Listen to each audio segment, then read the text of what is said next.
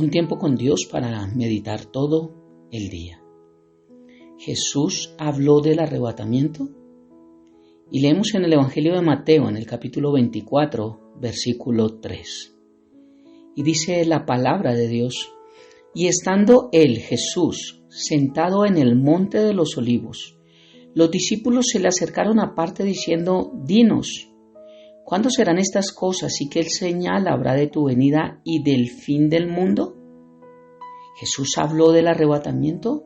Alguien me hizo esta pregunta y aunque la contesté, parece que no fue muy completa. Por eso invitaba a que escucharan los devocionales en toda la semana y vieran las diferencias entre el arrebatamiento y la segunda venida. Ahora quiero explicar que Jesús sí habló a sus discípulos, no solamente acerca del arrebatamiento, sino acerca de muchas cosas. Aquí el Señor estaba en el monte de los olivos y Jesús estaba lamentando sobre Jerusalén.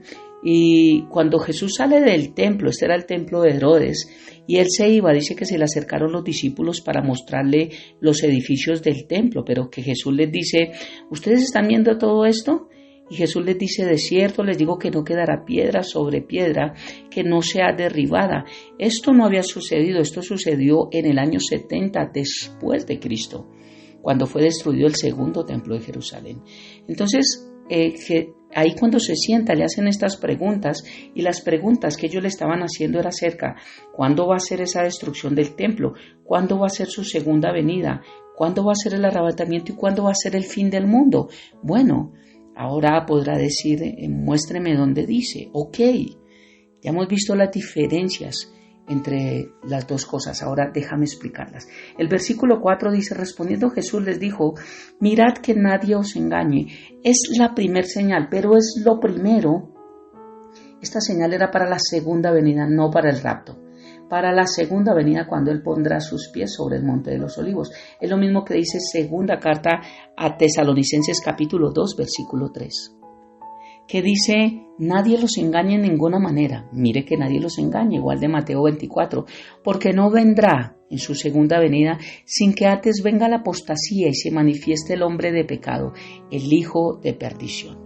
Jesús no vendrá hasta que no se manifieste el anticristo. Aquí estaba hablando acerca de la segunda venida, no del arrebatamiento. Pero cuando leemos en adelante, nos estamos dando cuenta de las señales que van a venir para el tiempo de la tribulación. Estas son las señales que vendrán, que se levantará nación contra nación, que habrá pestes, que todo esto, pero es para que inicie el tiempo de la tribulación y la gran tribulación. Mateo capítulo 24, del versículo al 3 al 14 nos habla de esto. Del versículo 15 al versículo 28 nos está hablando de la gran tribulación. Dice: por tanto, cuando veáis en el lugar santo la abominación desoladora, lo que habla Daniel capítulo 9, aquí es donde empieza la gran tribulación, se terminan los 3 años y medio de paz. O sea que en Mateo 24 nos está hablando del versículo 15 al 28 de la gran tribulación. Mira que Jesús se habló de los últimos tiempos. Aquí está hablando de las señales para la tribulación.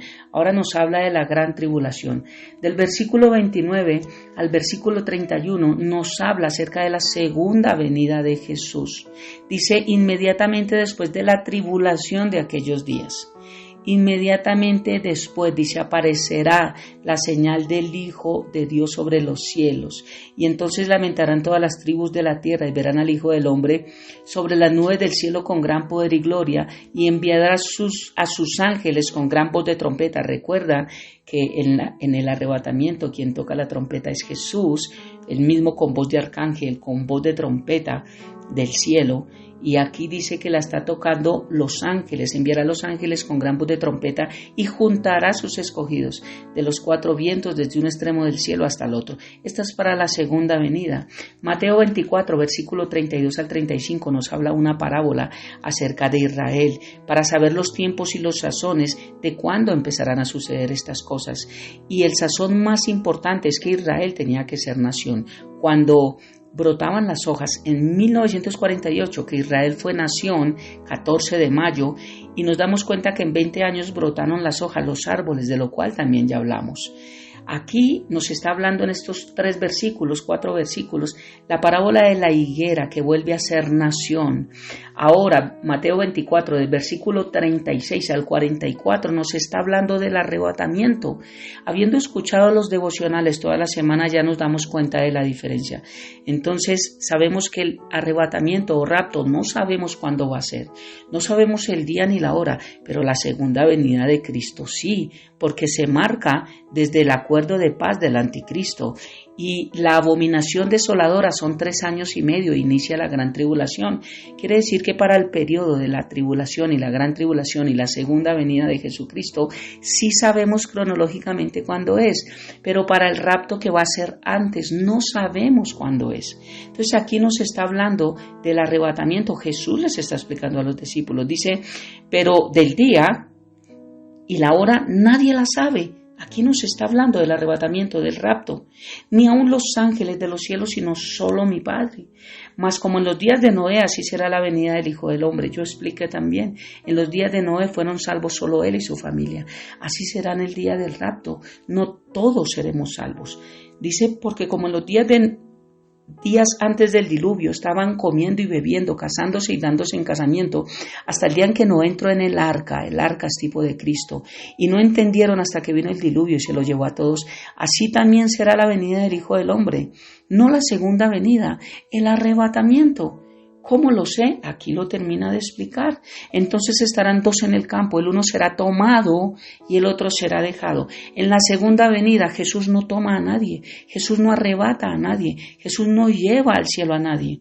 Es en el rapto donde unos estarán, dice, 2 en el campo y el uno será tomado, arrebatado y el otro será dejado.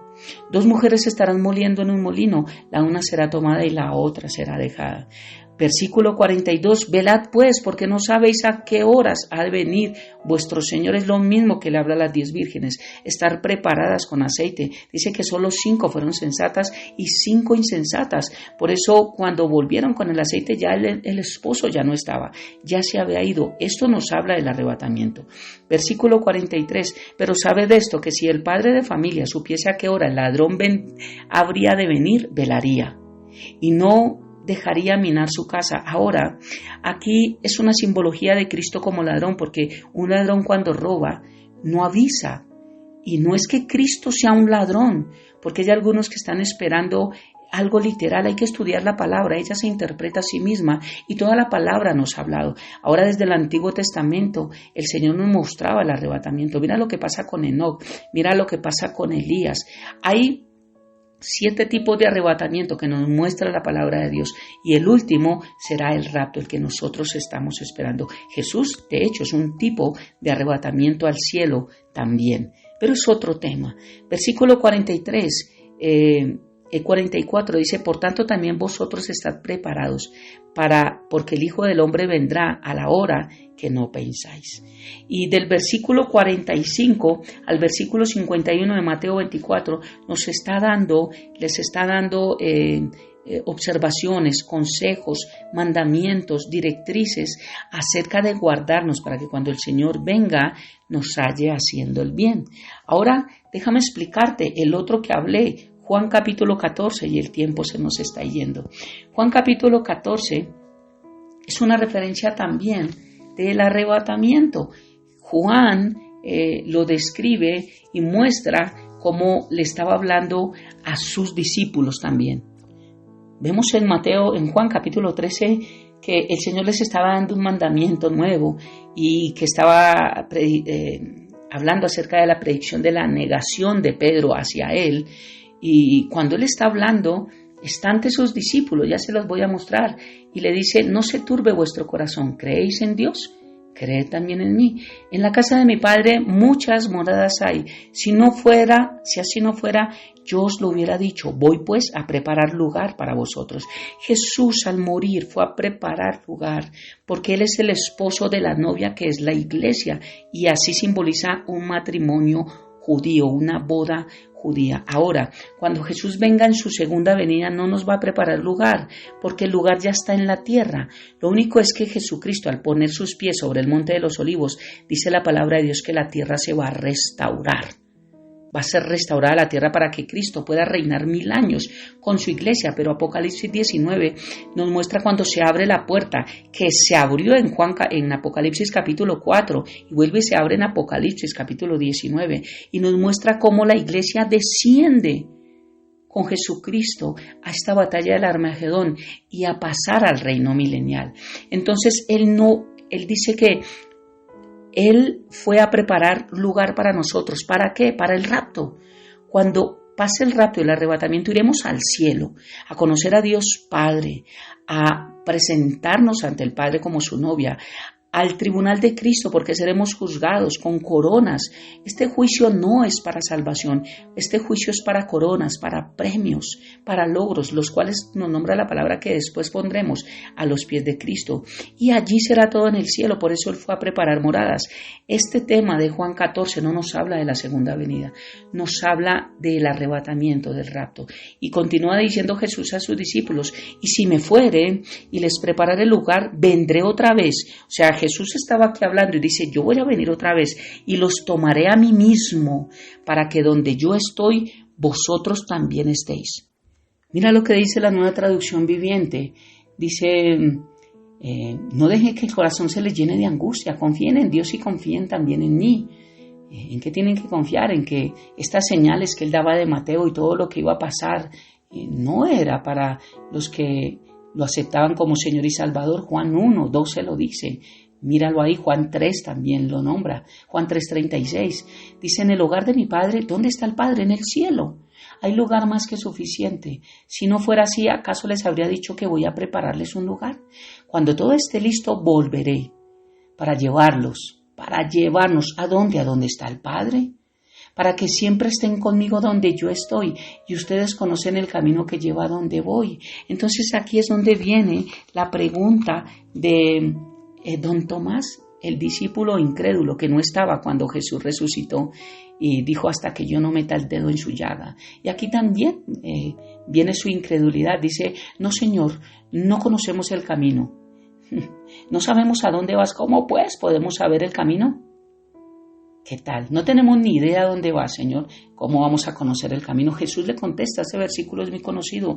Yo soy el camino, la verdad y la vida, y nadie viene al Padre, al cielo, sino por mí. ¿El camino a qué? Al Padre.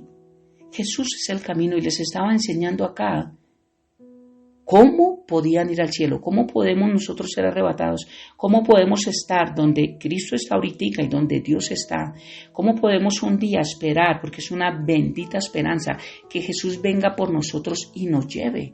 Él dijo, si no fuera así, ¿acaso les habría dicho que voy a preparar un lugar para ustedes? Cuando todo esté listo, volveré para llevarlos, para que siempre estén conmigo donde yo estoy. ¿Cuándo todo estará listo? Cuando el último de los gentiles, el último que pertenece a la iglesia, acepte a Cristo Jesús como Señor y Salvador, que vimos en Romanos 11. No sabemos ese día, no sabemos la hora. Ese día vendrá por su iglesia. Los muertos en Cristo resucitarán y nosotros seremos arrebatados y cambiados a un cuerpo incorruptible y llevados allí al cielo para todo lo que viene. Bueno,